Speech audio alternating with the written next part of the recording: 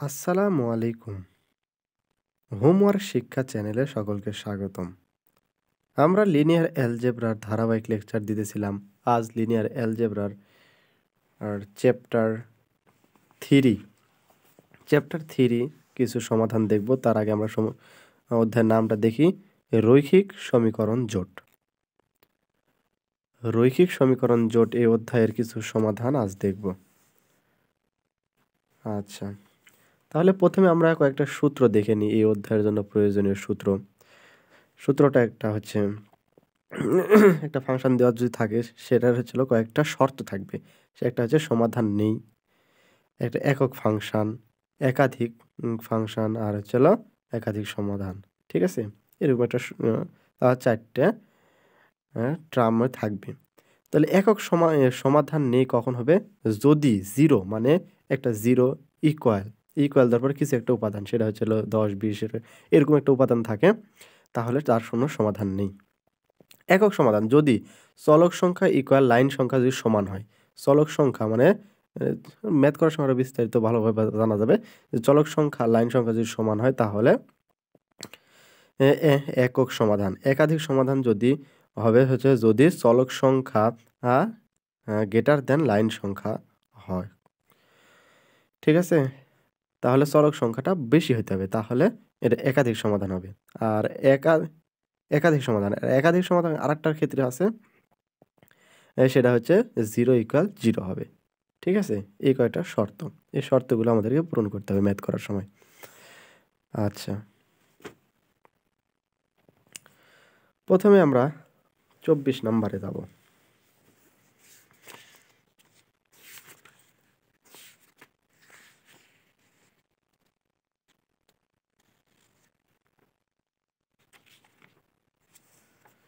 আচ্ছা, এখানে কি বলা হচ্ছে, নিম্নের সমীকরণ জোটের সমাধান করো। একটা সমীকরণ জোটটা কি? এই x + 2y = 1 - x + y = 0, 2x - 4y = 3। এটা একটা সমীকরণ জোট দেওয়া আছে, আর এটার আমাদেরকে সমাধান করতে বলতেছে। আচ্ছা, আমরা সমাধানে যাই।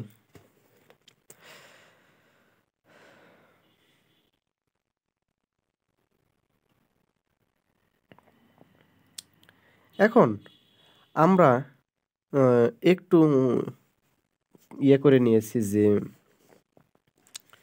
এটার কাছাকাছি ম্যাথটা এখানে দেওয়া আছে আমাদের, কারণ এই ম্যাথটা বেশি আসে না, এই ম্যাথটা বেশি আসে, যার কারণে আমরা এটা তুলে নিয়েছি। ঠিক আছে, মানে এক্সের জায়গাতে x1 ব্যবহার করেছি, এখানে 2y আছে, 2y এর জায়গায় 2x2 ব্যবহার করেছি, এখানে যা আছে তাই x1 x2, এখানে 2x1 আর এখানে x2 ব্যবহার করা হয়েছে। ঠিক আছে, মানে ম্যাথটা কাছাকাছি সমাধান।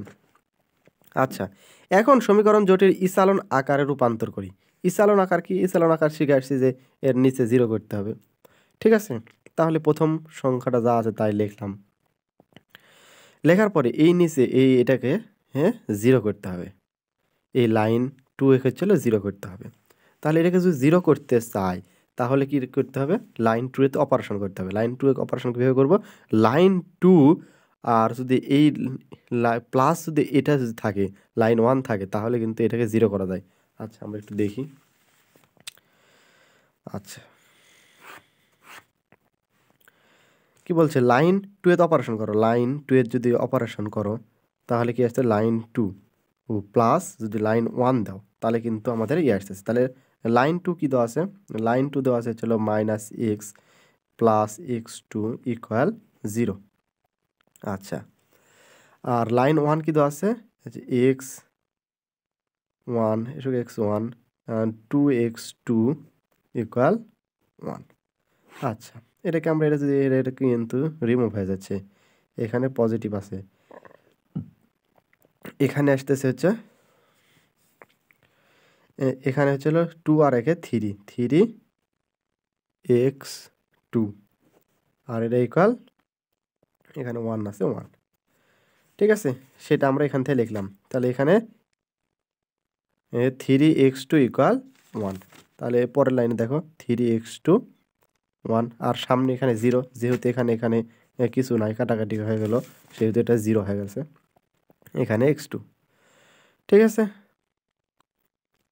এখন এটাকে আবার আমাদেরকে 0 করতে হবে এটাকে যদি 0 করে আমরা লাইন 3 তে যদি অপারেশন করি তাহলে লাইন 3 মাইনাস লাইন 2 যদি করি তাহলে এটা 0 আসতেছে আর এটার সাথে এটাও 0 হয়ে যাচ্ছে আর এখানে ইকুয়াল 1 আছে তাহলে এটি প্রদত্ত সমীকরণ জোটের ইসালন আকার তাহলে এটা ইসালন আকার হয়ে গেলে এখানে তৃতীয় সমীকরণে 0 ইকুয়াল 1 যা সম্ভব নয় এই যে 0 ইকুয়াল 1 এই যে আমরা সূত্র দেখেছি যদি 0 ইকুয়াল কোনো কিছু উপাদান থাকে আমরা বলেছিলাম 2 4 যা থাকে কোনো উপাদান থাকে তাহলে তার কোনো সমাধান নেই ঠিক আছে তাহলে তার কারণ লেখা হয়েছে যা সম্ভব নয় সুতরাং প্রদত্ত সমীকরণের জোট সঙ্গত নয় ফলে সমীকরণ জোটের কোনো সমাধান বিদ্যমান নেই আচ্ছা পরবর্তী ম্যাথে যাই আমরা পরবর্তী ম্যাথটা 11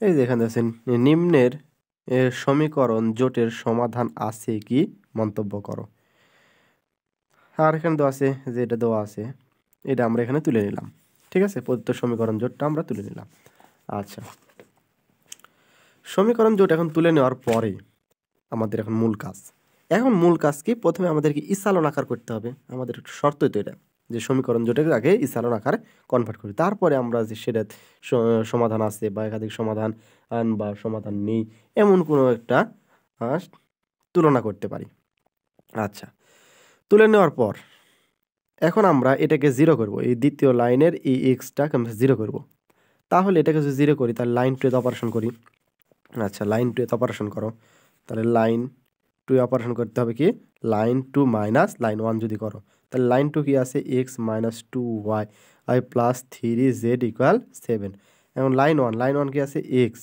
x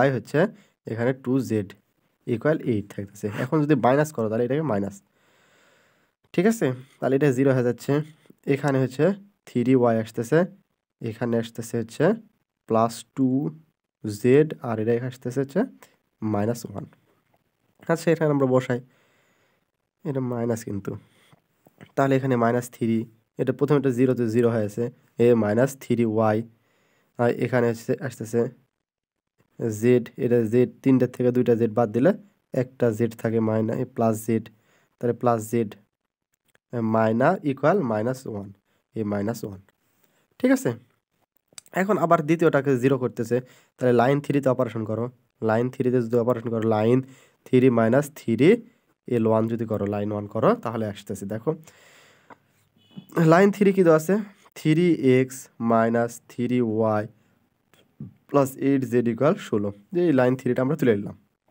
নেওয়ার পরে কি হয়েছে মাইনাস 3 লাইন 1 তাহলে লাইন 1 এ 3 দ্বারা গুণ করতে হবে তাহলে 3x 3y 3 3 দুগুণ 6z ইকুয়াল 3 6 18 আসতেছে আচ্ছা এটাকে মাইনাস করো তাহলে মাইনাস এখানে মাইনাস এখানে মাইনাস এখানে মাইনাস আচ্ছা তাহলে এটা 0 হয়ে যাচ্ছে এটা মাইনাস হলে এই 3 দুগুণ 6y আসতেছে মাইনাস আচ্ছা এখানে যদি ইয়া হয় তাহলে পজিটিভ 2z আসতেছে আর এখানে আসতেছে মাইনাস 2 ঠিক আছে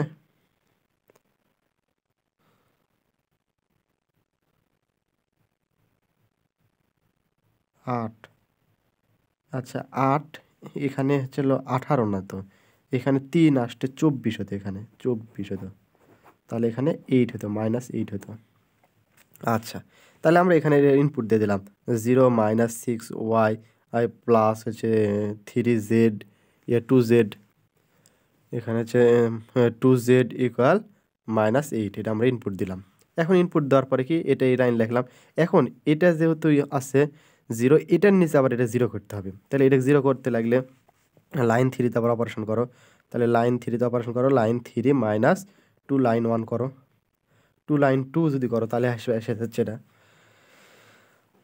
আচ্ছা তাহলে এখানে যদি আমরা এটা জিরো করার জন্য আমরা কি করতেছি, প্রথমে লাইন 3 নিচ্ছি। আচ্ছা, লাইন 3 বলতে এটা যা আছে আমরা তুলে নিলাম। লাইন 3 বলতে 6। আচ্ছা, লিখে নিই আমরা। আচ্ছা, লাইন 3টা আছে হচ্ছে 0 -6y প্লাস 2z ইকুয়াল -8। ঠিক আছে, এটা হচ্ছে লাইন 3। এখন লাইন 3-এর সাথে কি করতে হবে, লাইন 2। তাহলে প্রথমে 0 ও লাইন 2 যদি 2 দিয়ে গুণ করো তাহলে হচ্ছে 3 2 6y, এখানে প্লাস আসতেছে 3 দিয়ে 2 দিয়ে গুণ করো তাহলে 2z ইকুয়াল এখানে আসতেছে 1-এর সাথে যদি 2 দিয়ে গুণ করো তাহলে -2 আসে। আচ্ছা, তাহলে কিন্তু এটা 0, এটাও কিন্তু মাইনাস আছে, পজিটিভ হয়ে যাচ্ছে।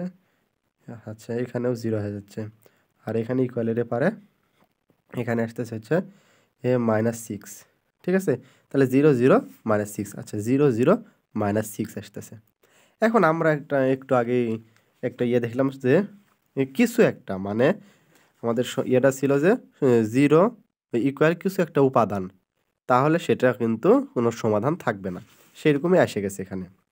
আচ্ছা, তাহলে এখানে 0 ইকুয়াল -6 সত্য নয়, সুতরাং সমীকরণ জোটের কোনো সমাধান নেই। এটা অ্যান্সার। ঠিক আছে,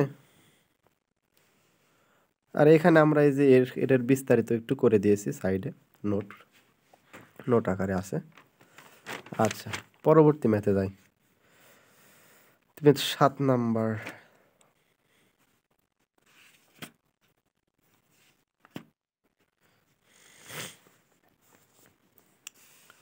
আচ্ছা, 7 নাম্বার, সমীকরণ জোটের সমাধান করো। সমাধান করতে হবে কি, আর 2x - 3y + 4z equal to 3x + 4y - 5z equal 50, 9x + 5y + 7z equal 20। এই একটা সমীকরণ জোটের সমাধান করতে হবে। আচ্ছা, প্রথমে এটা আমরা তুলে নিব। ঠিক আছে, তাহলে সমীকরণ জোট এটা। ঠিক আছে, আমরা এটা তুলে নিলাম। নেওয়ার পরে এই যে আমরা আগে ইসালন আকার করতে হবে, এটা আমাদের প্রথম শর্ত যে ইসালন আকার করতে হবে। এই যে আমরা এখানে একটু সাইড নোট করে দিয়েছি, আপনারা আগের ম্যাথগুলো দেখলে বুঝতে পারবেন। লাইন 2 তে অপারেশন 2 লাইন 2 -3 লাইন 1, এই যে এখানে করেছি। এটা প্রথমে লাইন 2 দিয়ে লাইন 2 এ গুণ করেছি, তারপরে হচ্ছে হলো লাইন 1 এ হচ্ছে হলো 3 দিয়ে গুণ করেছি, গুণ করে একটা ক্যালকুলেশন আকারে লিখছি, এখানে লিখছি। এখন লাইন 3 তে আবার অপারেশন, এই লাইন 3 তে অপারেশন করতেছি, কারণ কি নিচে আমাদের 0 করতে হবে। এটা হচ্ছে মূল কাজ, কারণ কি চালনা আকারে নিচে 0 করতে হয়। তার কারণে আমরা এটাকে আবার লাইন 3 তে অপারেশন অন করছি। লাইন 3 তে কি অপারেশন করছি, 2 লাইন 2, তাহলে 2 লাইন 2। আচ্ছা, এখানে 9 2 18, এটা 2 লাইন 3 হতো, কিন্তু এখানে 3 হতো। আচ্ছা, 2 লাইন 3 -9 লাইন 1, এই যে এই 2 দ্বারা হচ্ছে লাইন 3 গুণ করেছি, করে এখানে লিখেছি, আর হচ্ছে 9 দ্বারা লাইন 1 এ গুণ করেছি, এটাকে গুণ করেছি, এটা করে এখানে লিখছি।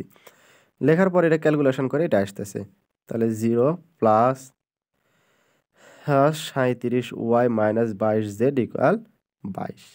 ঠিক আছে, এটা আসতেছে। এখন আমাদের কাছে কি এই দুইটা 0 আসছে, তাহলে এখন এটার নিচে 0 করতে হবে, নিচালন আকার করতে হবে। তাহলে এটার নিচে 0 করতে লাগলে আমাদেরকে কাজ করতে হবে হচ্ছে লাইন 3 তে অপারেশন করতে হবে। লাইন 3 তে অপারেশন করব কি, এই যে 17 লাইন 3, আর এই যে 37 সেটা হচ্ছে লাইন 2 ব্যবহার করব। ঠিক আছে, এটা উল্টাটা, এটার উল্টাটা। ঠিক আছে, এইভাবে ব্যবহার করলে তাড়াতাড়ি আমাদের এই সমাধানটা নিচের 0টা নিয়ে আসা সম্ভব, যার কারণে আমরা এই কাজটা করেছি। ঠিক আছে, আচ্ছা, সেই কাজটা এখানে আমরা করেছি, গুণ করে দিয়ে তারপর এটা বিয়োগ করলে এই মানটা পাওয়া যাচ্ছে। এই মানটা আমরা এখানে ইনপুট দিলাম। ঠিক আছে, আচ্ছা, এখন এই লাইনে যদি আমরা এটাকে যদি আমরা হচ্ছে 2 দ্বারা ভাগ করি, এই 440z আর ইকুয়াল -514, এটাকে কিন্তু আমরা 2 দ্বারা ভাগ করতে পারি। তাহলে 2 দ্বারা ভাগ করলে 220z ইকুয়াল -257, এই -257। ঠিক আছে, এটা আসতেছে। এখন এপারেও একটা সংখ্যা আছে, এপারেও একটা সংখ্যা আছে। তার মানে কি এটা কিন্তু সমাধান নেই, এরকম কিন্তু কোনো সমাধানে যাচ্ছে না। ঠিক আছে? তাহলে এখন আমরা নিচে লিখব কি? এটি প্রদত্ত সমীকরণ জোটের ইচালন আকার। এখানে কোনো অসঙ্গতি বিদ্যমান নেই। ইচালন আকারের ৩টি চলক বিশিষ্ট ও ৩টি সমীকরণ বিদ্যমান। সুতরাং জোটের একক সমাধান বিদ্যমান। এই যে একক সমাধান বিদ্যমান, এই যে কি হয়েছে এখানে?